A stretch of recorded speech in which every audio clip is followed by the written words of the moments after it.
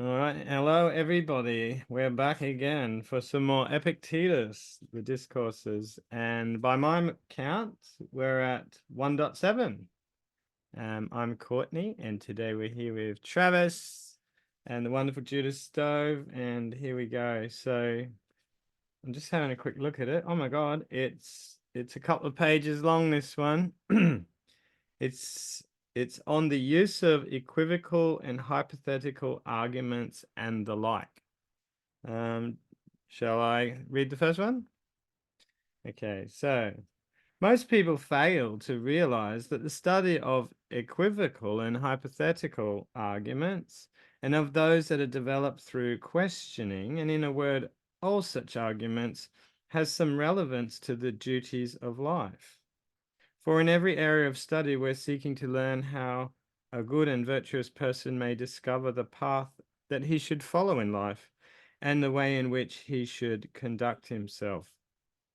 So it must be said then, either that a virtuous person won't engage in question and answer, or that if he does, he will make no effort to approach such arguments in anything other than a random and careless manner, or else, if one accepts neither of these assertions, it must be conceded that one should make some study of those topics with which question and answer are principally concerned. Do you want to kind of talk about this one before we get too far ahead? Because I can see this could be quite a meaty one already. Yeah. So what do you think's going on straight off the bat? Well, I think Epictetus is setting the groundwork for explaining why we should study logic, essentially, and that it's not just some irrelevant and dry and academic pursuit. It really is to do with good decision making, ultimately. And so he sets up this very complex sort of well, it is a hypothetical, or not a hypothetical, but a disjunction in section 3. So it must be said then either that a virtuous person won't engage in question and answer. Well, obviously that's an unpalatable alternative. Or 4, that if he does, he will make no effort to approach such arguments in anything other than a random and careless manner. Well, that's not an attractive alternative either. And so that takes us, and it's so beautifully done, because the logic takes us to the acceptable alternative, which is to make a study of these topics with in which we do questions and answers. So he's perfectly framed the issue in terms of a logical deduction to show why we should study logic. It's very beautifully done. Yeah, that's a really good way of putting it. And I'm tempted here. I've been thinking a lot lately, after reading The Inner Citadel by Pierre Hadot, who really draws out, especially in the section on Epictetus, about how Socrates is in the background with Epictetus, and that we might even see the analysis of impressions as a kind of dialectical kind of exercise that we have with objects or facts about objects in the world. So that question answer kind of thing is not strictly just between me and you, but also me and what the impression is actually asking me to assent to. So I wonder if that will come into it. Okay, let's find out if it does. But what is required in reasoning? To establish the truth, reject what is false, and suspend judgment in doubtful cases? Is it enough then to learn that alone? Yes, it's enough, someone replies. It is also enough then for someone who wants to avoid any mistake in the use of coinage merely to hear it said, accept good drachmas and reject those that are counterfeit. No, that's not enough. So what is required in addition? Why, what else than the capacity to test the coinage and distinguish the good drachmas from the counterfeit? And likewise, in reasoning too, the words that are spoken are surely not sufficient, but it is necessary too to know how to test them and distinguish the true from the false and the uncertain. This is indeed necessary. Well, have a pause there again. It's a neat analogy, isn't it, or metaphor? Do you want to say something about the coin testing analogy?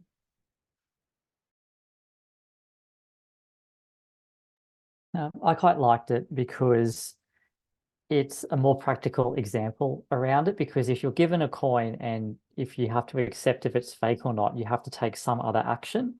Whereas when we're talking about something, it can be very easy just to accept what the other person is saying without giving it much thought around analyzing it. So it was a good call out for me around if we are just engaged in some of that discussion around logic, it's also around how we can test what the other person is saying as well and not just accepting it.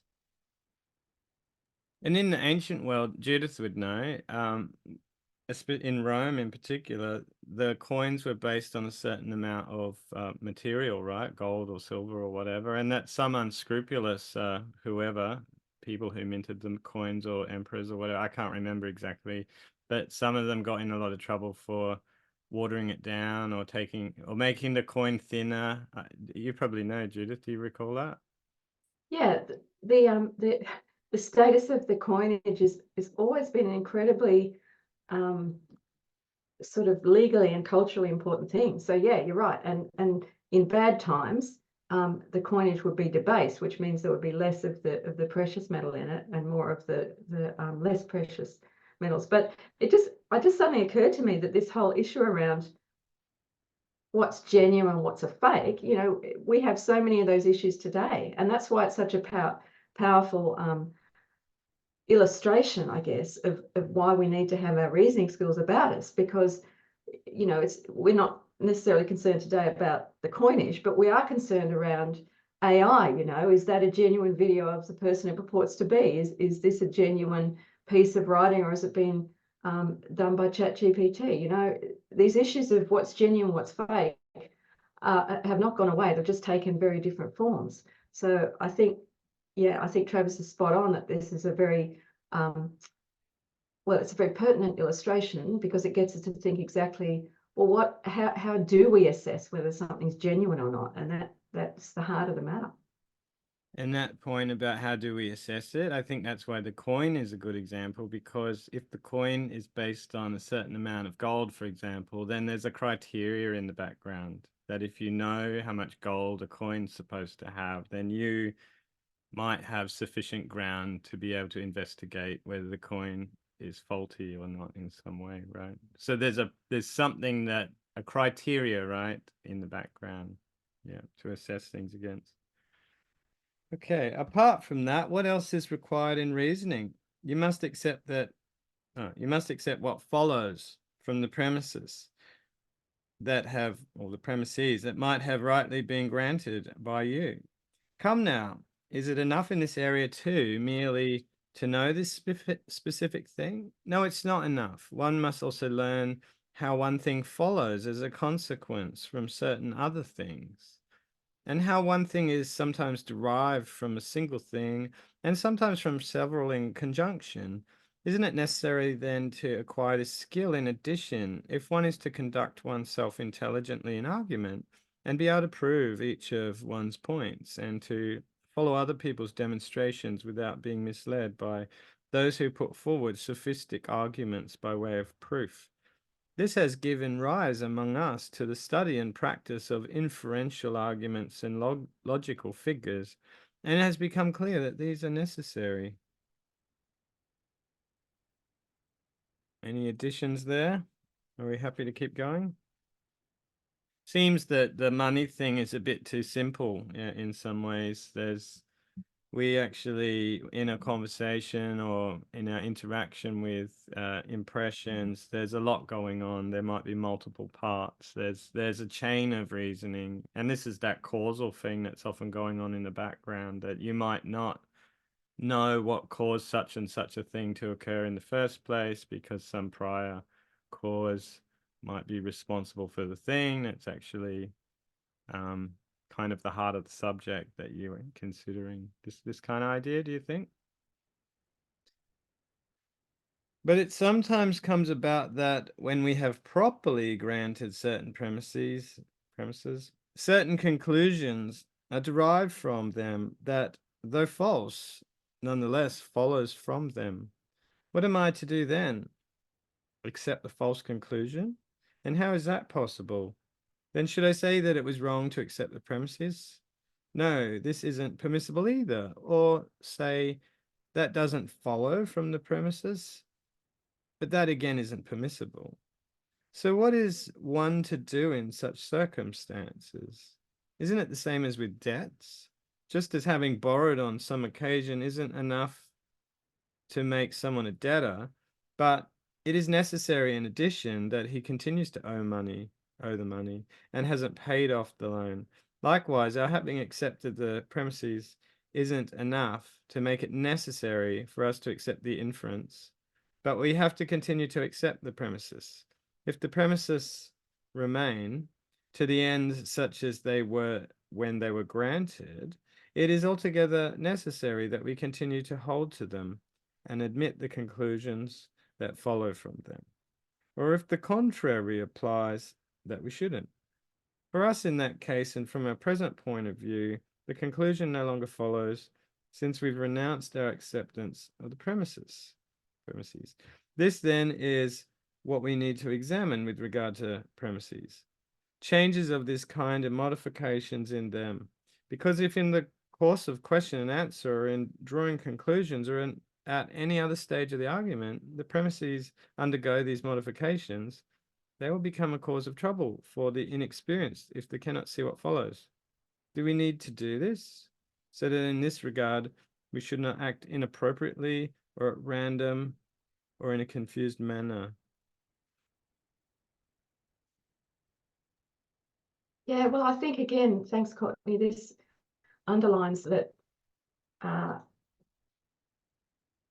well, first of all, it underlines the process of logical argumentation. So I think in logic today, if we have premises that seem right, but then we have a conclusion that seems to be false, then we know that something's gone wrong with the argument, that there's something that hasn't been expressed in the premises, there's some suppressed premise, or there might be some ambiguity or something else. So I think Epictetus is really outlining here some of the things that can go wrong in our reasoning, or that we need to attend to in the process of these things. So he's kind of sketching some of the parameters of logical education, really, and what some of the principles are. And it's like a dynamic system, it seems like things are changing. It's not like it's frozen in time as well, right? And the same is true of hypotheses and hypothetical arguments, he goes on. For it is sometimes necessary to postulate some hypothesis as a basis for the approach to the argument that follows. So should we grant every hypothesis that is proposed, or not all of them? And if not all, then which? And once one has granted a hypothesis, should one hold to it forever and continue to maintain it? Or are there occasions when one should abandon it? And as regards the conclusions that follow from it, should one accept them and reject those that conflict with it? Yes. But someone says, if you grant a possible hypothesis, I'll force you through argument to accept an impossibility. Would a wise person refuse to engage with someone such as this and avoid all enquiry and discussion? And yet, who would be more capable than he of conducting an argument, and more adept in question and answer, and less liable by Zeus to be deceived and fall victim to sophisms? Well then, will he agree to engage in discussion, but without taking care not to proceed carelessly and haphazardly in the argument? If so, how could he still be the kind of person we imagine him to be? Without some such practice and preparation, however, how will it be possible for him to reason conclusively? Show that he will be able to do this, and all these studies will be superfluous and absurd and inconsistent with the idea that we have formed of the good person. Why do we still remain indolent, careless and sluggish? Why do we look for excuses to avoid hard work or avoid staying awake, to cultivate our reason? But after all, if I go astray in these matters, it's not as if I've killed my father, is it? And he says, tell me, slave, where was your father present here for you to kill him? So what have you actually done? Committed the only fault it was possible for you to commit in the present context. I myself made the very same remark to Rufus when he once criticized me for not having discovered the missing step in a syllogism. Why, I said, it's not as if I burnt down the capital. To which he retorted, in this case, slave, that missing step is indeed the capital. Or are there no other faults than burning down the capital or killing one's father? Whereas to deal with our impressions in a random, ill-considered, and haphazard fashion, to be unable to follow an argument or demonstration or sophism, and in a word, to be unable to make out, in question and answer, what is consistent with one's position and what is not? Is none of this to be regarded as a fault? And that's the end of that one. All right. That's pretty complicated. I think I get where he's going with it. What do you guys reckon? It was a bit complicated. So for me, something still to think about. But I'm just really reflecting on the idea that we need to take a lot of care when we're even forming our own arguments around why we're doing the things that we're doing, because we want to have reason and purpose behind the actions that we're taking. So we shouldn't be careless and sluggish and avoid the hard work of trying to put that argument together. So that's a good call out around that, not just to go with the flow or with the motions and critique things, but I think a lot of the other stuff was just a bit over my head at the moment. And potentially there's there's three kinds of people in the story, right? There's the person who haphazardly enters every conversation and just goes about it aimlessly. There's the person who avoids committing to anything. And then there's the person who, I assume, unless I got my steps mixed up, is reasoning his way through things carefully and deliberately. And obviously this has to pertain to a kind of moral lesson as well. And that would be that the good man doesn't do either of the first two things. If he was haphazard and chaotic, well, then he's just going to blunder around and make tons of mistakes and assent to all sorts of falsehoods.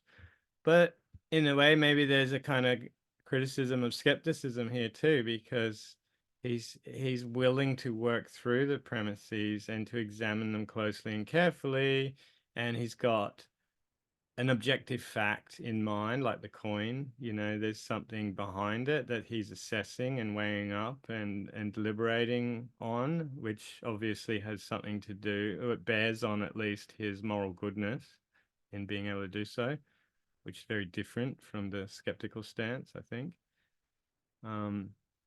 And so I think it gives power to that idea that it's not merely about what we would call in our modern thinking just using logic about arguments. It's also about, like you say, Travis, our inner conduct, the things that we think are worth pursuing, and our use of impressions in general, as if the world was talking to us and we were in a dialectical kind of exchange with the world itself. And we can choose to do either, not get involved with the world, or to just make a mess of it, or to take our time and educate ourselves. That was part of the sentiment too, wasn't it? It was saying something about don't be sluggish, And I meet a lot of people like that today who are like, well, I just like relaxing when I finish work and turning off. I like to turn off my brain because it's tired all the time. Well, you're doing the sluggish thing, What do you guys Yeah, think? that's right. Well, I think you're right, Courtney. And also, There's another way in which people can be sluggish, and that is not to consciously work through whatever the issues are that they're struggling with. You know, a lot of people are happy to kind of complain about maybe their ex, you know, for years. And like, well, why are you still complaining about your ex years down the track? You know, that to me is something which maybe you should have kind of thought through in as calm a manner as you could some time ago. I also thought it was really interesting the recollection of Musonius Rufus and the time Epictetus, when he was a student, you know, just was offhand and brushed it off and said, well, I haven't burned down the Capitol, which is kind of, you know, it's pretty loose coming from, like, remember Epictetus was a slave. Okay, he's like, oh. And Musonius just went warm. You know, that's irrelevant. It's a stupid kind of analogy, because you couldn't have burned down the Capitol. You know, in this context, missing that step in the syllogism was burning down the Capitol. And so it's realizing that sort of offhand and casual excuses don't cut it when it comes to your life, as well as when it comes to the argument.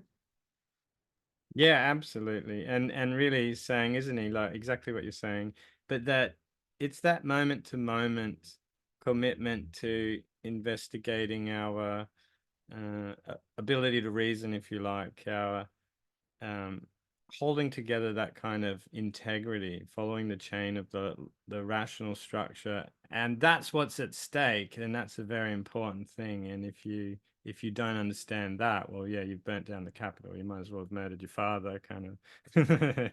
These things are important. Yeah, hilarious. So shall we move on to the next one? Yeah. Who wants to read the next one? I'll read the next one, 1.8. That our reasoning faculties are not free of danger for the uneducated. That's a bit confronting, that title. Let's proceed. In as many ways as we can vary the forms of equivalent terms with one another, in so many ways also may the forms of logical proofs and enthymemes be varied in reasoning. So an enthymeme is a syllogism or an argument which has got missing, assumed or suppressed premises. Take this form of argument, for instance. If you have borrowed and have not repaid, you owe me the money. This is equivalent to, you have not borrowed and have not repaid, so you do not owe me the money. And no one is better fitted than a philosopher to vary the forms of argument with skill. For if an enthymeme is indeed an incomplete syllogism, it is clear that someone who has had practice in handling the complete syllogism will be no less capable of handling the incomplete one. Why is it then that we fail to train ourselves and one another in this way? Because even now, when we weren't training ourselves in these matters and aren't being diverted by me, at least, from the study of moral questions, we're making no progress all the same towards the right and the good. So what should we expect if we undertake this work in addition? And especially because this would not only be a further activity that would distract us from more essential studies, but would also give occasion for vanity and conceit, and in no small way. For logical and persuasive reasoning can exercise a powerful effect, especially if they're developed through training and are lent further plausibility through the skillful use of language. The fact is that, as a general rule, every capacity that is acquired by uneducated people of weak character tends to be dangerous for them, insofar as it makes them conceited and presumptuous in that regard. For how on earth can one persuade a young man who excels in these studies that he should not become an appendage to them, but rather make them an appendage to himself, when he trample all these appeals underfoot and walk about among us full of pride and puffed up with conceit, never being willing to allow that anyone should try to remind him of his shortcomings and of where he's gone astray? Well, that's obviously that's a bit of a low blow. Well, wasn't Plato a philosopher? Yes, and wasn't Hippocrates a doctor? And yet you can see how well Hippocrates expresses himself. But is it by virtue of being a doctor that he expresses himself so well? Why then do you confuse things that can't be found together by accident in the same individual? If Plato was strong and handsome, isn't it necessary that I too, sitting here, should toil to become strong or handsome? As though that were essential to philosophy, just because a certain philosopher happened to be strong and handsome, as well as being a philosopher? Don't you want to understand and distinguish what qualities people require in order to become philosophers, and what other qualities may be present in them accidentally? Come now, if I could be counted as a philosopher, would you need to become lame like me? Now, do I want to deny you these capacities? Heaven forbid. No more than I would wish to deny you the capacity to see. All the same, if you ask me what the human good is, I can offer you no other reply than to say that it lies in a certain quality of choice.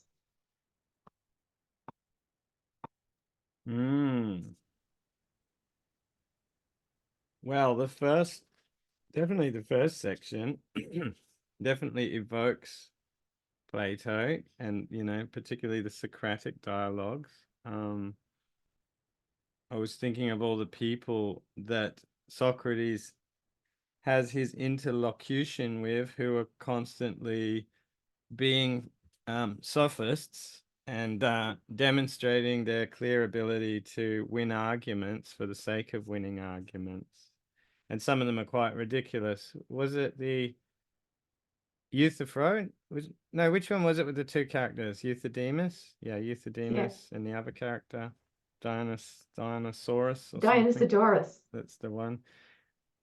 And how crazy and silly their arguments kind of get as it goes along. But given to uneducated people, it would be even more dangerous, he's sort of suggesting here. I mean, why do you think that's the case?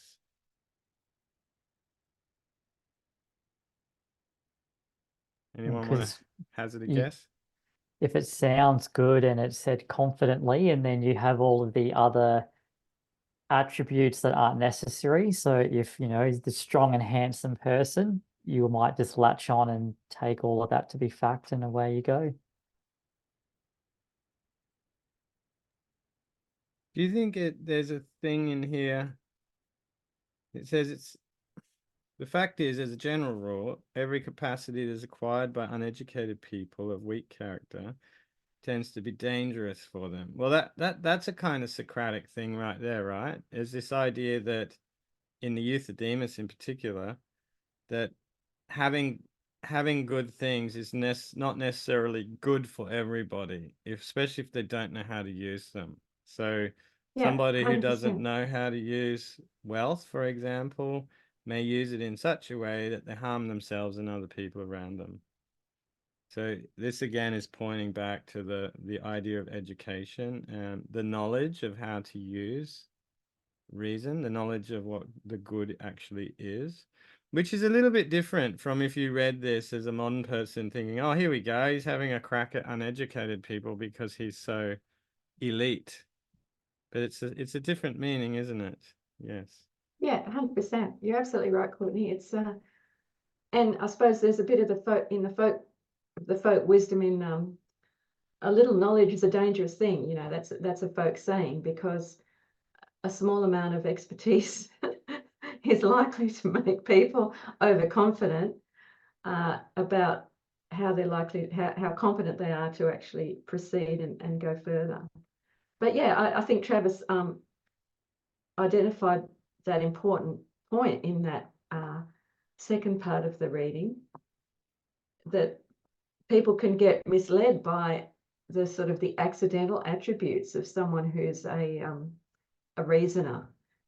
Plato was obviously big and strong. He was an Olympic wrestler, so people might think, oh, you've got to be an Olympic wrestler to be a philosopher like Plato. Well, not exactly.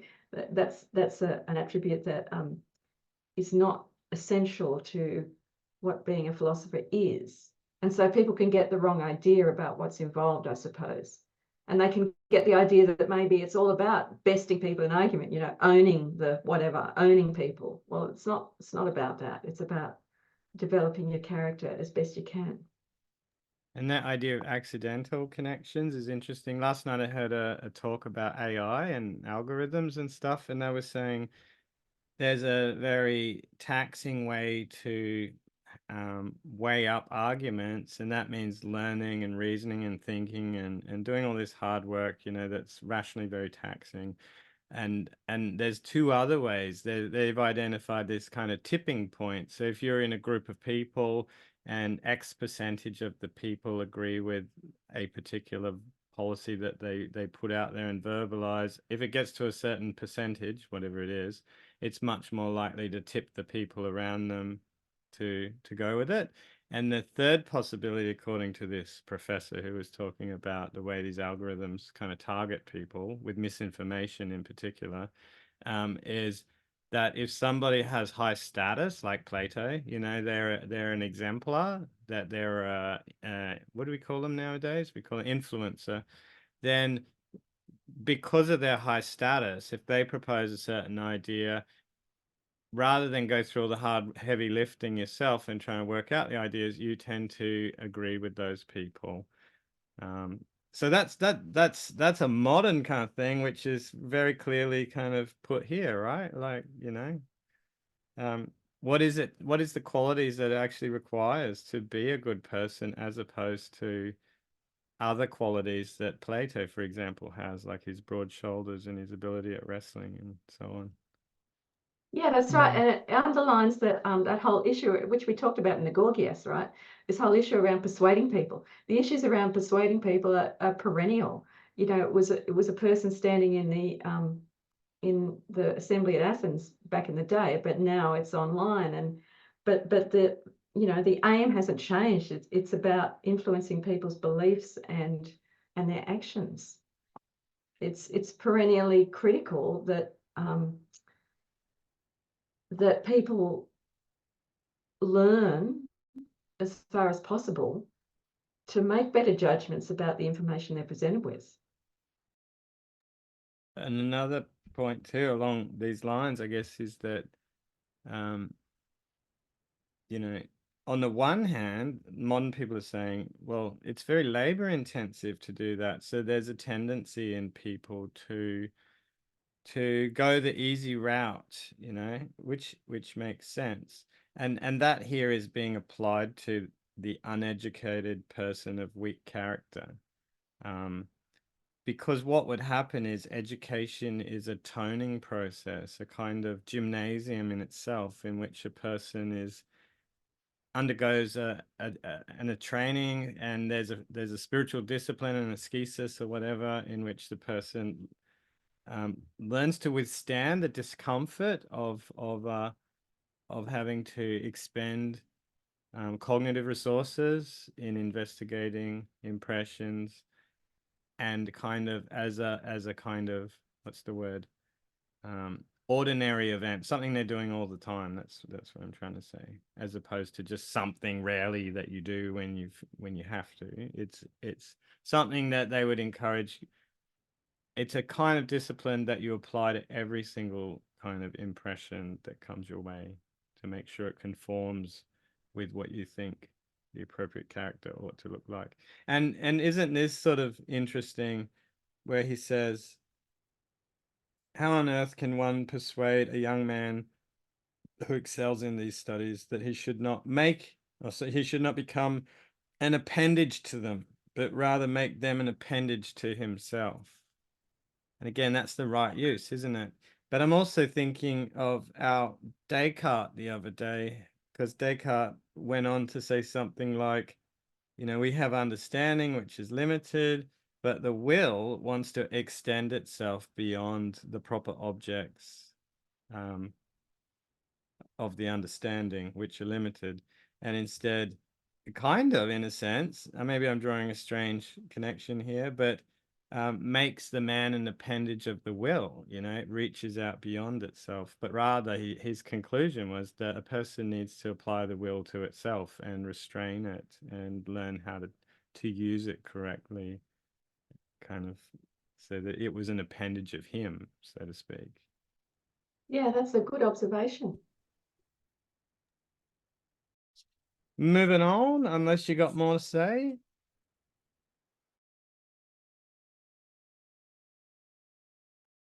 Must be Travis's turn.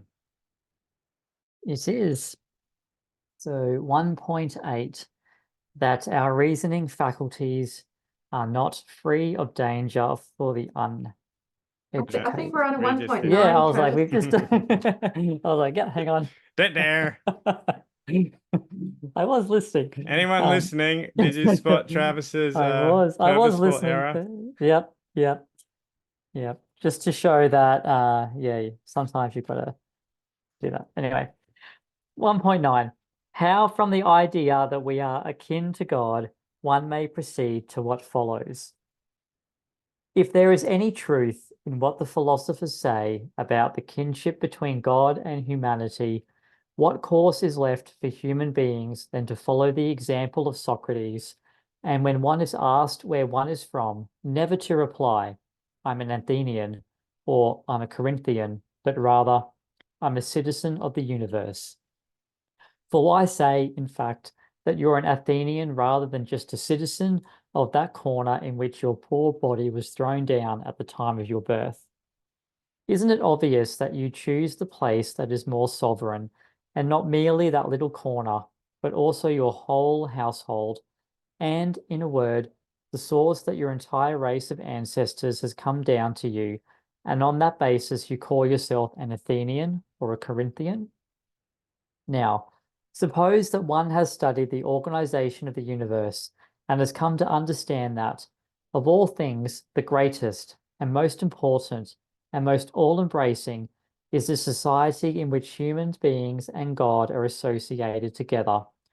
From this are derived the generative forces to which not only my father and grandfather owe their origin, but also all beings that are born and grow on the earth, and especially rational beings, since they alone are fitted by nature to enter into communication with the divine, being bound to God through reason.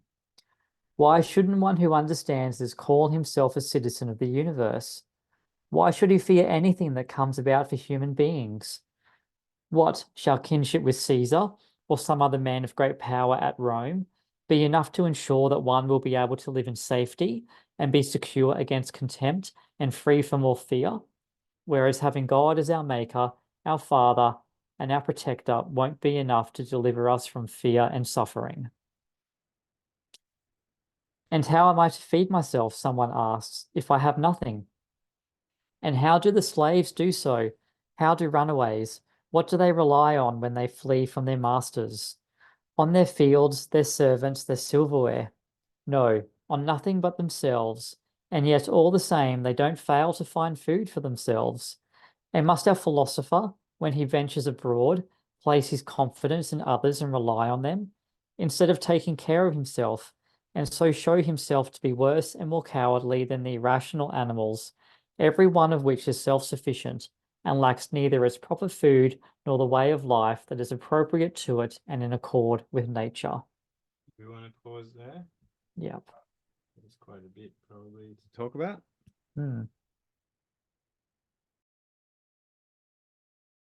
So I think the first part here is a statement of the Stoic cosmopolitanism, the idea that, well, we're not just the citizens of Athens or Corinth or Australia, but we are citizens of the cosmos.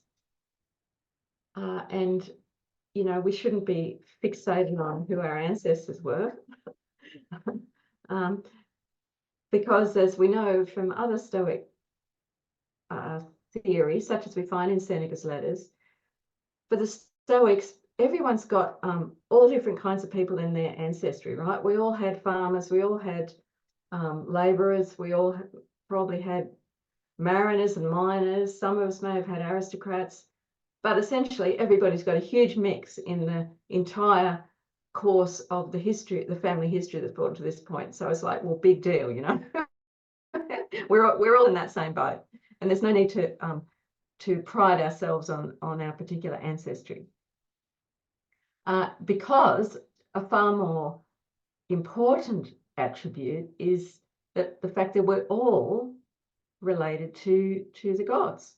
And you know, somebody who's related to Caesar is going to make a big deal of that, but and here's a great irony, of course, you know, is that enough to ensure that one will be able to live in safety? Well, obviously not. The people who are most closely related to Caesar are the people at most risk of being bumped off And as of course, Epictetus, being at one stage, at one remove from the imperial household, was all too aware. But then there's another point, as he raises in section 8. People throw up their hands and say, well, what am I going to do? Well, Epictetus points out that, well, even people who slaves who run away from their masters, well, even so, they usually tend to find some way of living. There's no need to panic. We're all going to find a way to live.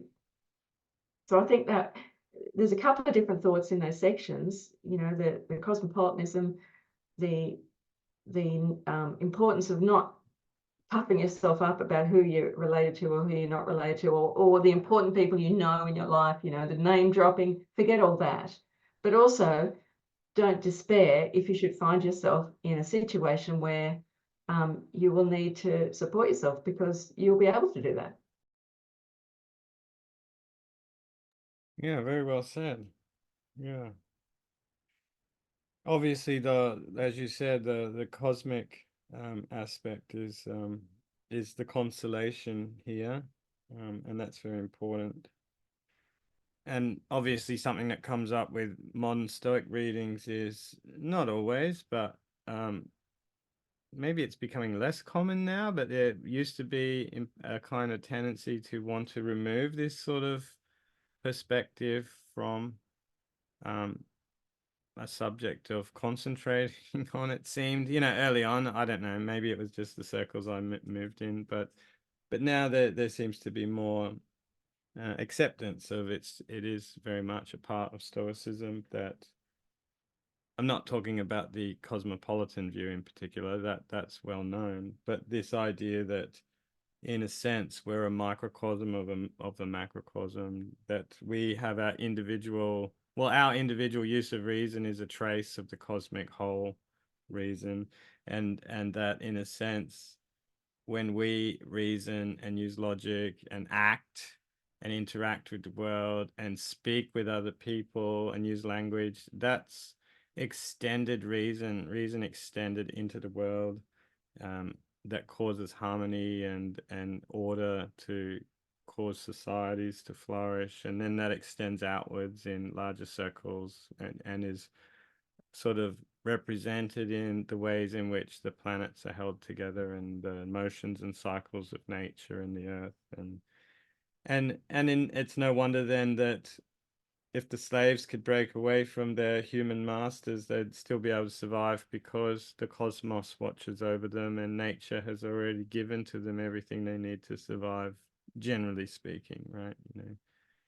We all know how to find food and feed ourselves and nourish ourselves and look after our basic constitution. Yeah. Oh, well, to continue on, I think for my part that your old master shouldn't need to be sitting here working out how to prevent you from having a mean view of yourselves, or from developing mean and ignoble ideas about yourselves in the course of discussion. No, he should rather be seeking to ensure that there may not be among you any young men who, when they become aware of their kinship with the gods and have come to know that we have, so to speak, these chains attached to us, the body and its possessions, and all that is necessary in that regard for the maintenance and continuance of our life, may wish to cast all of this aside as being burdensome, distressing, and useless, and depart to their own kin. That is the struggle that you master and educator, if he could properly be described as such, should be engaging in.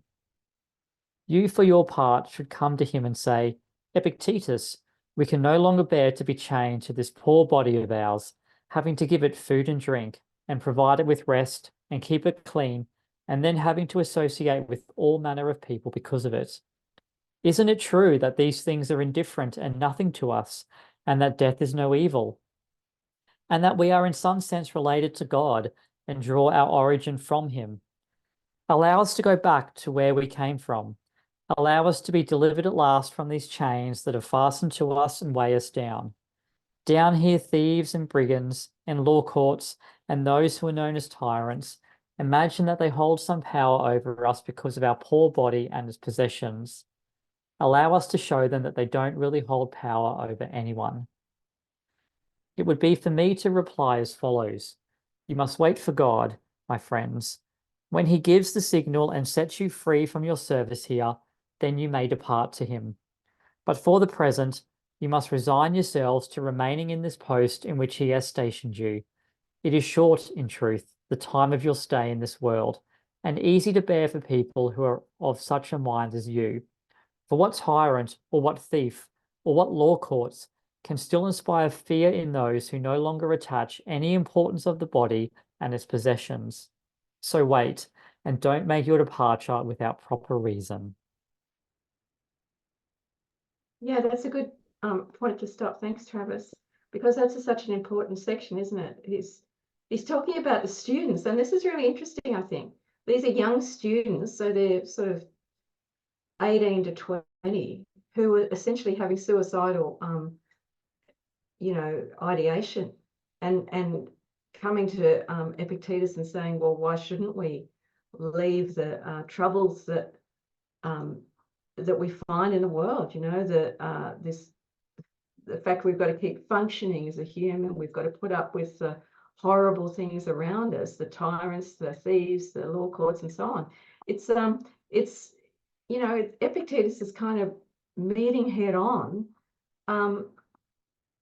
the mental health issues of young people, and that's because that's who he was dealing with. He didn't shy away from the fact that lots of young men would be having those thoughts, but he says to them, you must wait for God. It's not for you to make the decision as to when is appropriate to go. And that, of course, I guess relates back to Socrates, because he didn't choose his moment of going, it was chosen for him. And that was kind of the role model. So yeah, it's a hugely interesting section, I think. What do you think, Courtney? Yeah, I think that's true. And I think there's a few different ways you can look at it too.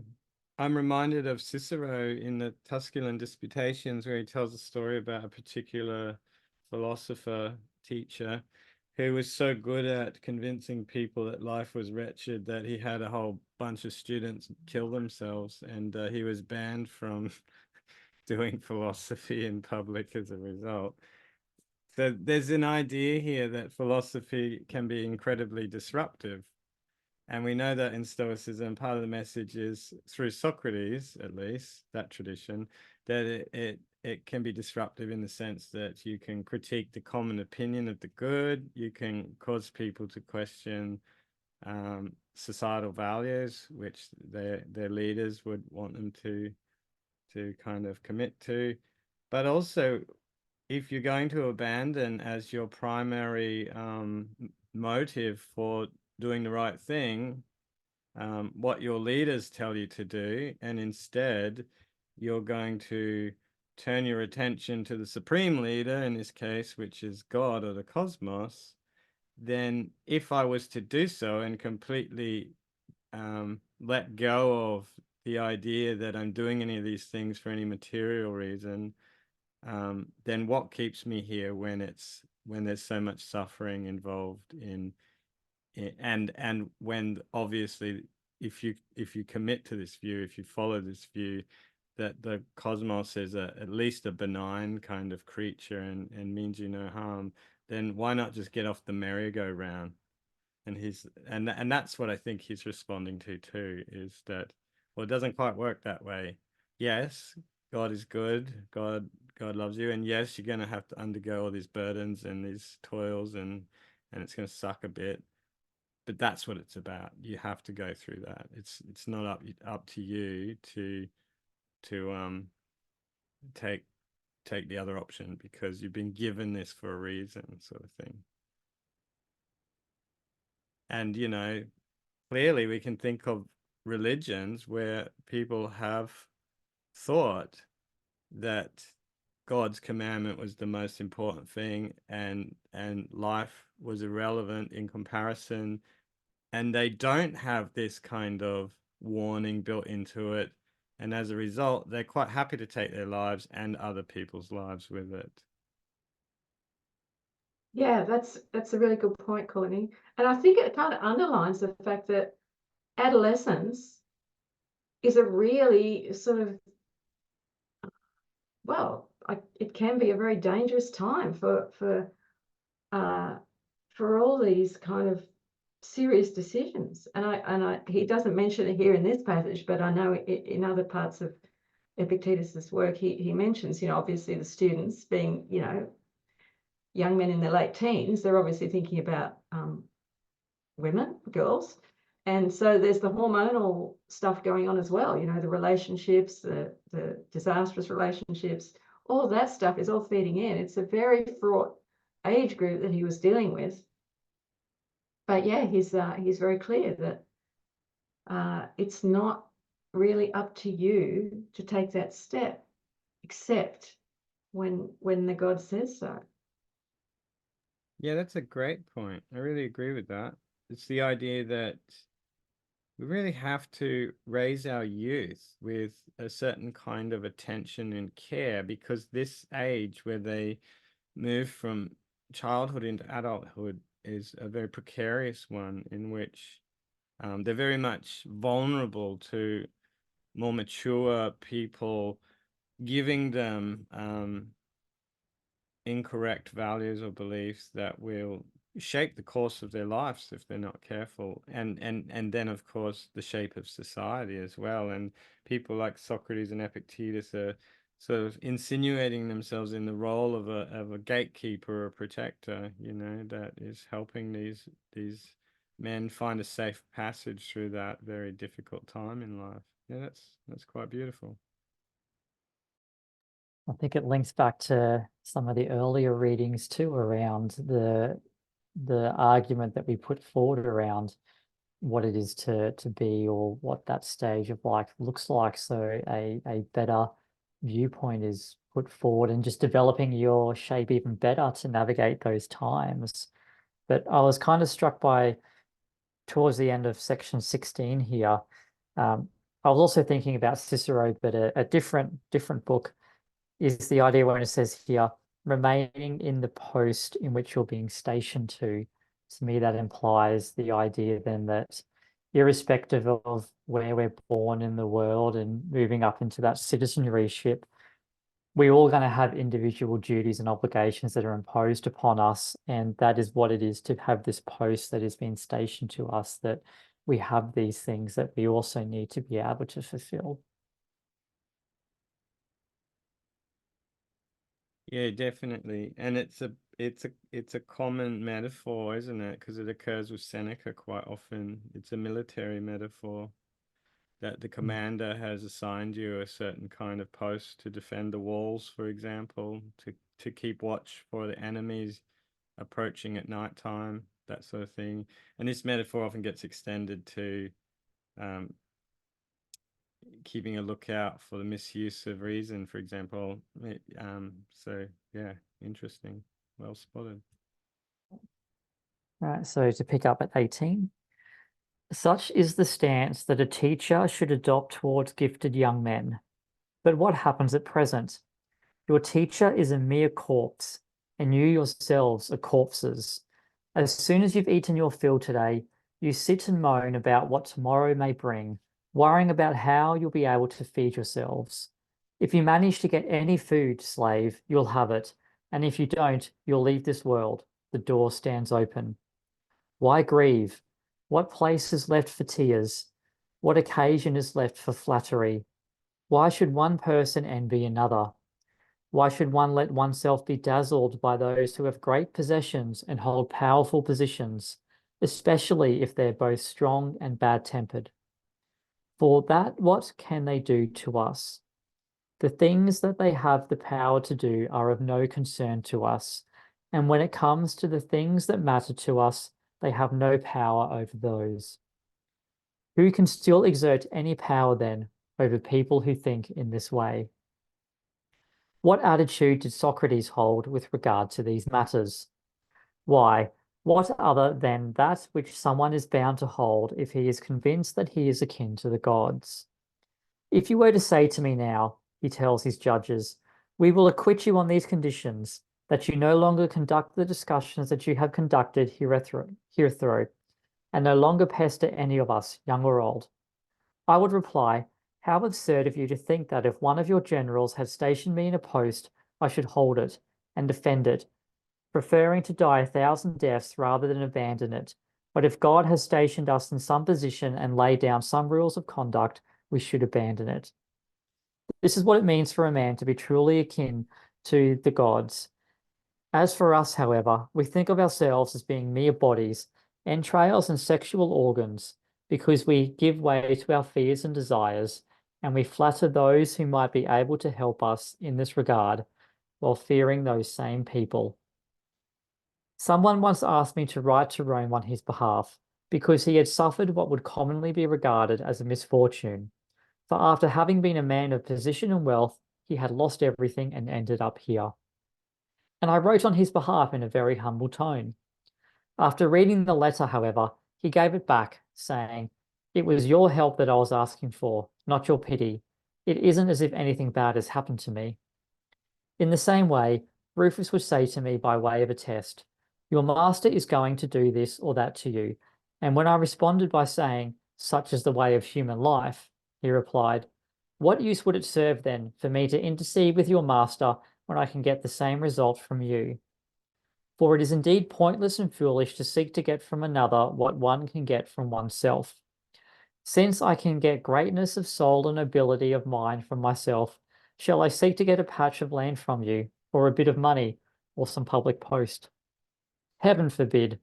I won't overlook my own resources in such a manner. But if someone is abject and cowardly, what on earth can one do for him except write letters for him as though on behalf of a corpse? Do please grant us the corpse and this man and a pint of his miserable blood. For in truth, such a person is merely a corpse and a pint of blood and nothing more. If he amounted to anything more, he would realize that no one suffers misfortune because of the actions of another. Oh yeah, you tell him, Epictetus. Well, Yeah, no, he really so in section 20, he really kind of, you know, drives it home, right? So if you manage to get any food, slave, you'll have it. And if you don't, you leave the world, the door stands open. So having said to the young man, look, it's not open to you to depart from your post until the gods say so. Then he kind of shifts gear and he's suddenly very sort of almost sarcastic and says, well, the door's always open. That's his expression for meaning, well, you've always got the option of taking your own life. But I think that's in response to these imagined complaints. If you're going to stand around complaining, then, well, you might as well think that the door is open. It's not what you would recommend for young men who are just confused or bewildered by the world around them. But if someone is somehow unable to be satisfied or complaining all the time, well, yeah, you can suggest to them that they might as well depart if that's really what they're thinking. But I'd be very interested to see what you guys think around that section. yeah, well, I agree. Obviously God is not just some passive influence that created us and the world sucks. That kind of dualism you might find in Neoplatonism, perhaps. But instead, he's given commandments in a sense, like he's ordered us in a sense to do things on his behalf, to live our lives, to maintain our posts, to be a good citizen, to speak back to authority when they are doing the wrong thing, to do so in a manner that's unflinching because we understand what it means, the gravity of what it means to have been given this opportunity. I like that idea that came to me once when we were reading on Providence, that maybe we've waited the whole infinity of time to be born. And for some of us, we're put off by the slightest discomfort and we want to go back. But what if this was your only opportunity? I mean, I don't think the Stoics necessarily think that, but there's a consolation in that too. Like, and Epictetus does definitely say things like that in some of his discourses. He'll say things like, it gets hot when you're, when you're out and about looking at the festivals and the beautiful things. It gets uncomfortable, but isn't it worth the show? Isn't it worth kind of what you get to experience and see, to be a part of it all? And I think he's really saying here too that those who don't see that, those who for some reason are incapable of seeing how there's a kind of what's the word? It has to be like a really obvious deep core belief is what I keep calling it, an ontological kind of belief that that's what I am. I'm not someone's puppet. I'm not just a person who has to abide entirely by the laws and follow the emperor's decrees and that. I have a kind of higher kinship with something greater, and that comes first. And if I know that through and through and through, then there's nothing that I need to fear, and there's no harm that it can really befall me. And it doesn't matter if someone has more things than me, because actually we've got the same amount of things that matter, which is our portion of that ability to use reason to pursue what's actually good, i.e. our own moral character as people who are descendants of the cosmos, so to speak.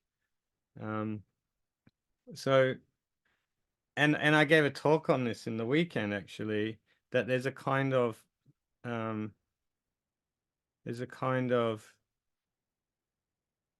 a decision here, or a kind of difference between the kind of beliefs that human beings can hold. They can hold a belief, like he says here, that I'm just a corpse, I'm just an animal, I'm just a pint of blood, I'm just the kind of thing that will suffer disappointment and loss and resentment, or I'm something completely different from that. I'm the kind of being that, despite all those things which are largely irrelevant to me, because I have something much greater. I've been given the chance to be here, for example. I've been given the chance to be here. It was my turn, and I'm here, and I'll only be here for a short time. And everything that I get to experience is given to me as a kind of, a treat. And in that case, even the treats that aren't that nice are still treats. That's my view on it.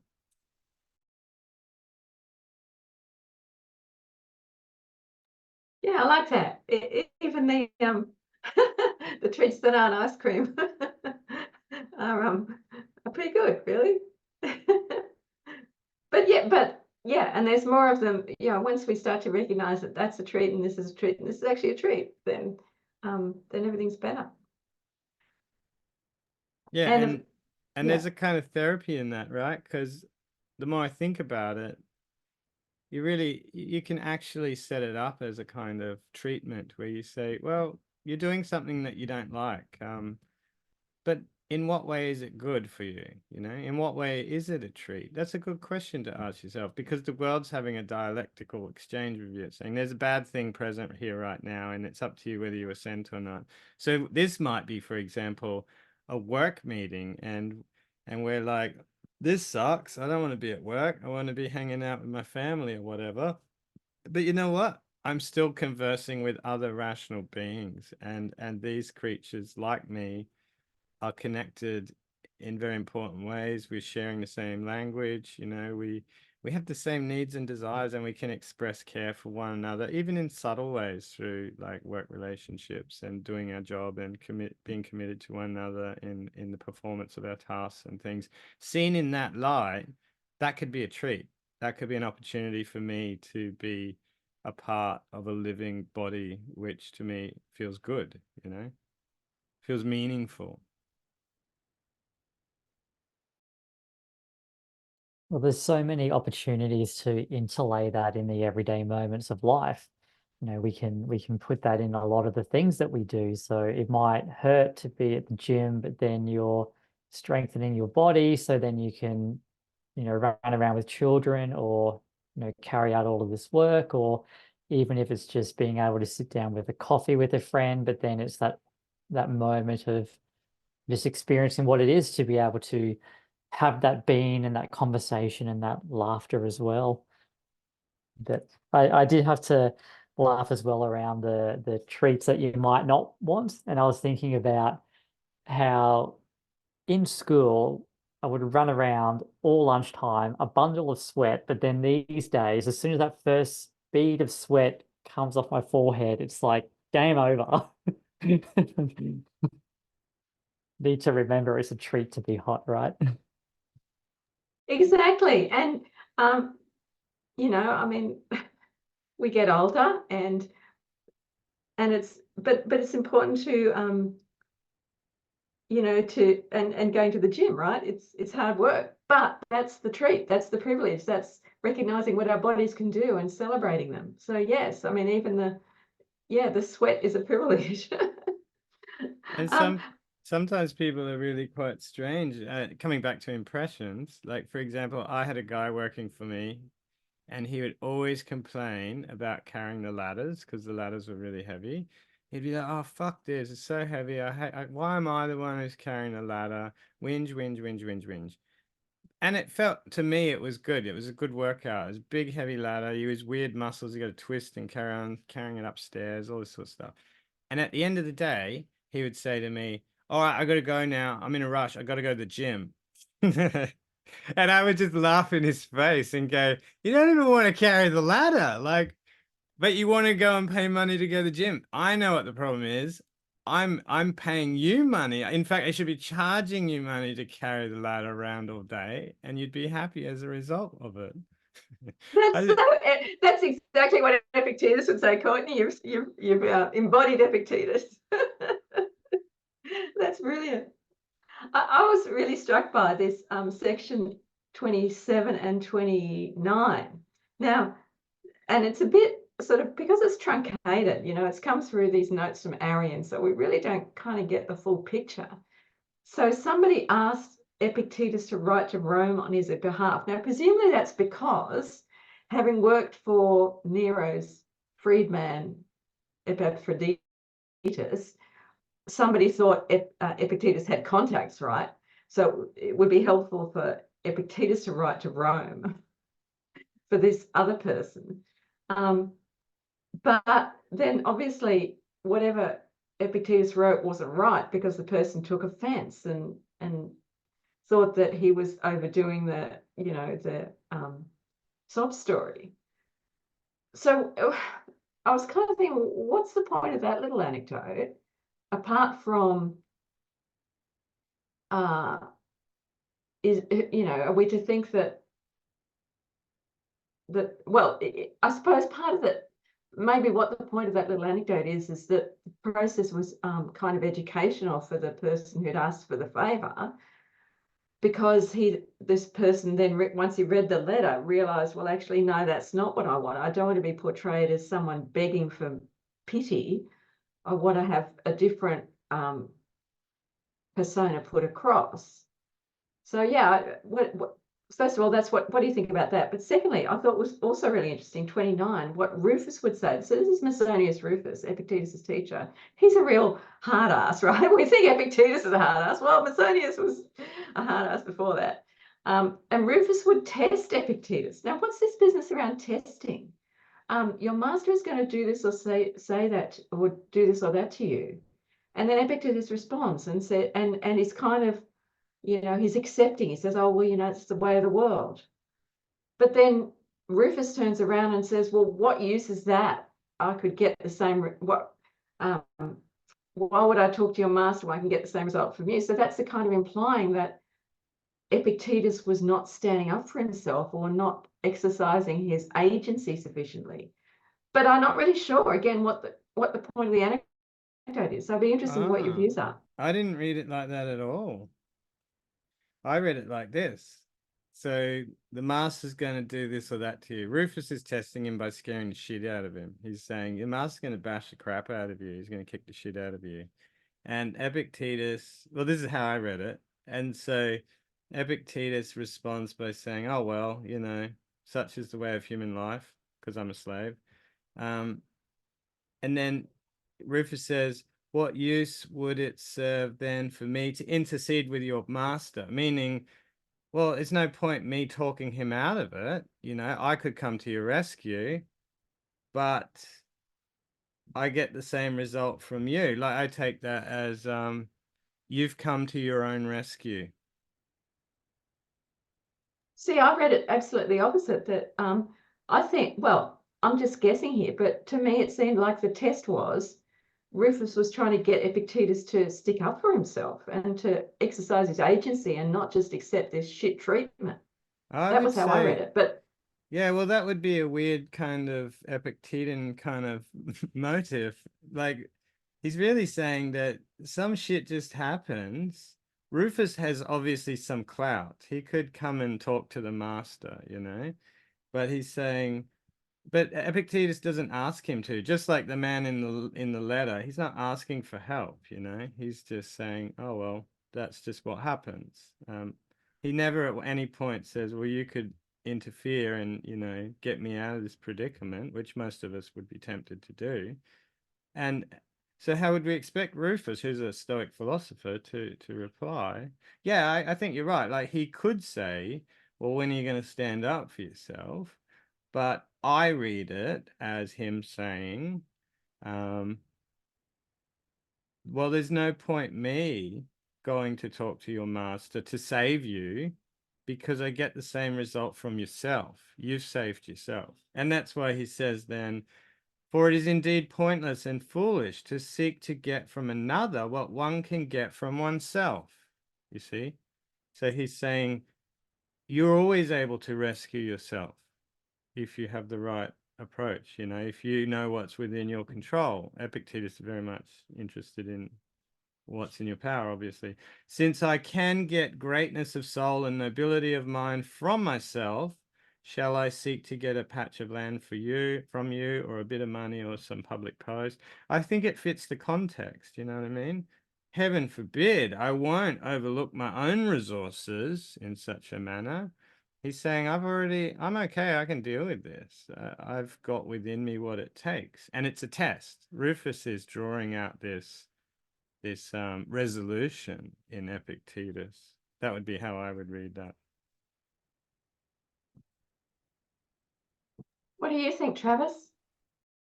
I just taken it in the sense of with that comment around such is the way of human life. It's just an acceptance around, well, this is not up to me, and I will be able to deal with whatever comes of it. Yeah, in that regard.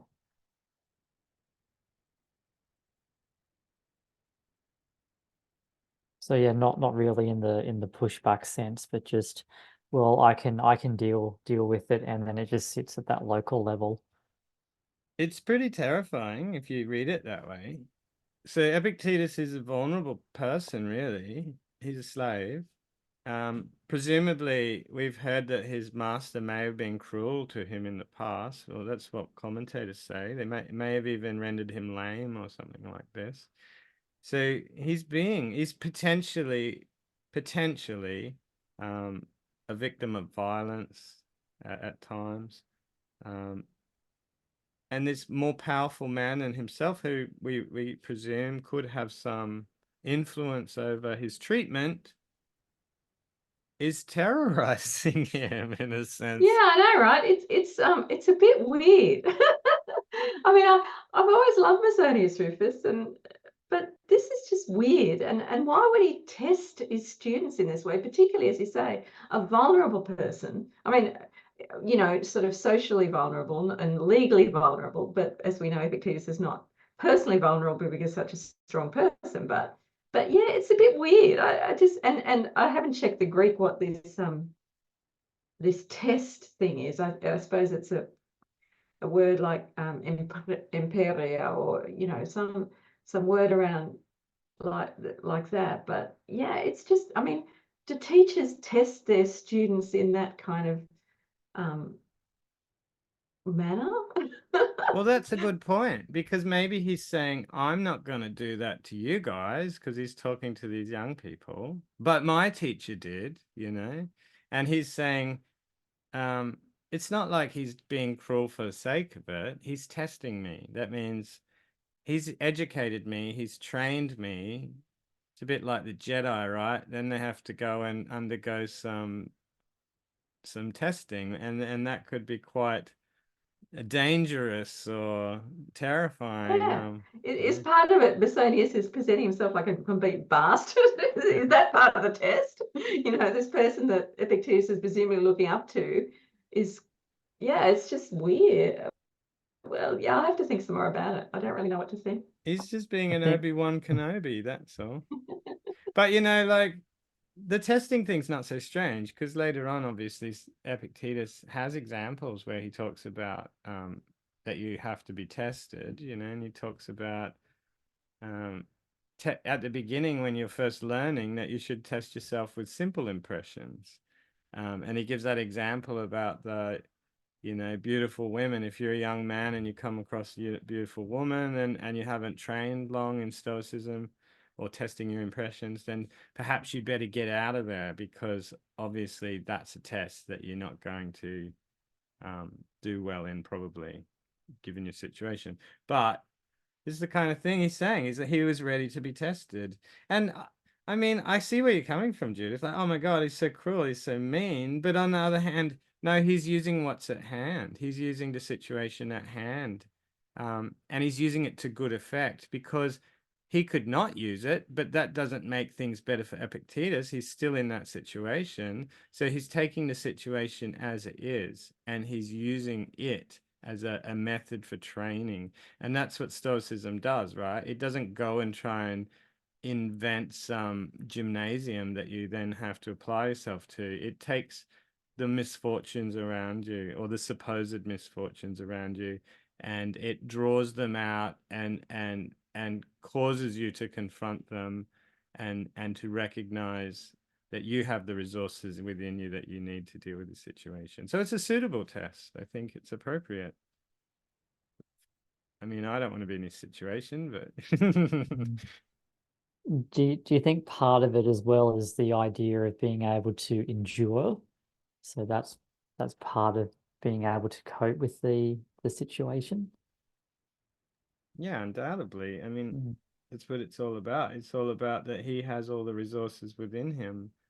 And it ties into everything that we've said because he's not just a survival seeking animal. He's a part of Zeus. And he uses examples like Socrates was never really enslaved or chained up.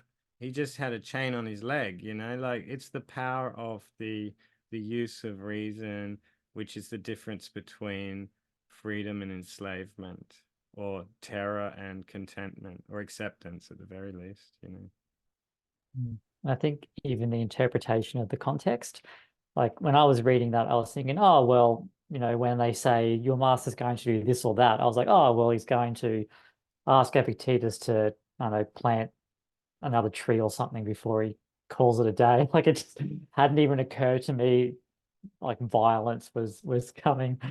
So. Well, yeah, I mean, violence was implicit in everything that a slave had to deal with. You know, the violence was part of the deal. But yeah, it's it just seems a bit sadistic for Rufus to kind of rub that in, I guess. And Rufus was not a slave, you know, he was a free Roman.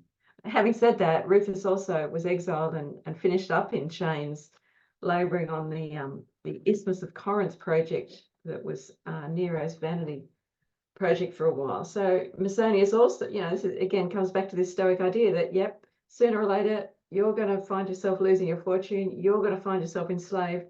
You might be raised up to the aristocracy, but sooner or later, you know, things will change. So that's also in the background as well. So Rufus was also tested, of course. Correct. Yeah, 100%. I wonder how he went with his test. He went great. We have evidence from the philosopher, his name escapes me for a moment, but anyway, a philosopher that Seneca talks about who happened to be in Greece at the same time and saw Musonius Rufus in his chains laboring on the Isthmus of Corinth, and Musonius was in good spirits and was all good. Yeah, and I think people forget this. Like, obviously, we kind of wax lyrical when we say, oh, yeah, of course, terrible things are going to happen in life. But back here, terrible things really did happen all the time. Your children died, all sorts of horrible, nasty shit was just around the corner waiting for you. So we're very lucky as well in that we are going to cringe when we hear about these kind of tests, but it's probably a lot.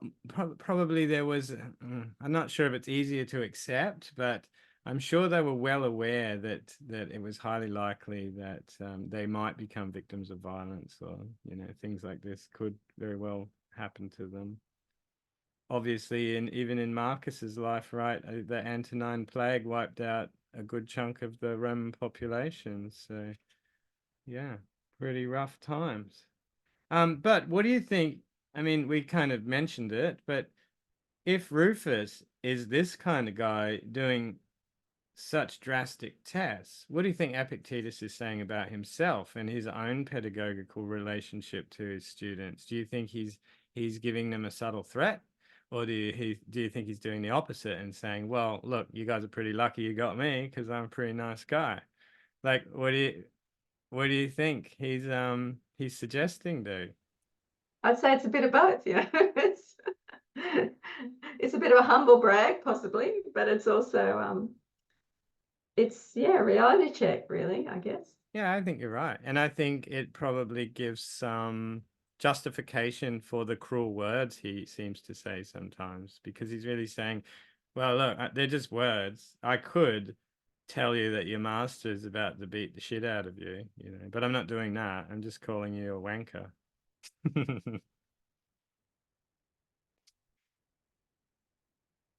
Well, I think that would be a good place to finish tonight. We've got through quite a bit. Are you happy with our progress so far?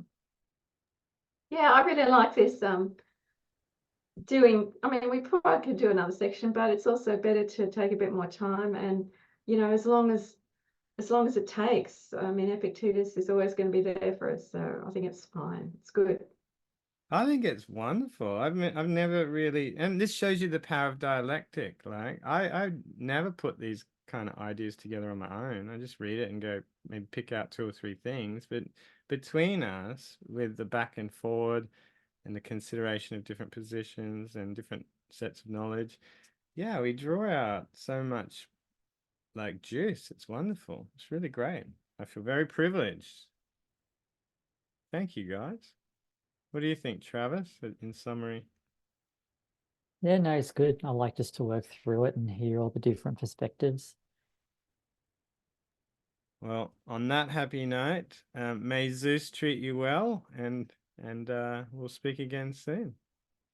Thanks, Courtney. Thanks, Travis. See you again soon. Thanks, bye. Bye. Bye.